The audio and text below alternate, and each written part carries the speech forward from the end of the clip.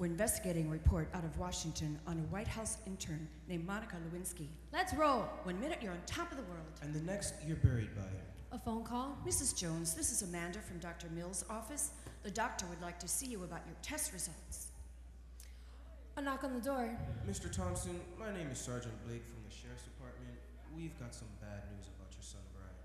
A letter in the mail. You are required to appear in a court of law. A news bulletin. We interrupt this program. We bring you the special report. This is a Fox News alert. The president has been shot. Shocking news today out of Littleton, Colorado from Columbine High School. A second plane has just struck the World Trade Towers. In a minute, nothing will ever be the same again. You're pregnant. You're dying. You're losing with less than a minute on the clock. You're liable. You're fired. Are you ready for that? A A crash. shot. An A accident. flood. A storm. A fire. An earthquake. My house. My son. My God. Time is running out. You have less than a minute to decide. What will it be? Heaven or hell? What will it be? Heaven. Or hell? What will it be? Do you have time to wait? Decide now. Before. Your time Is up.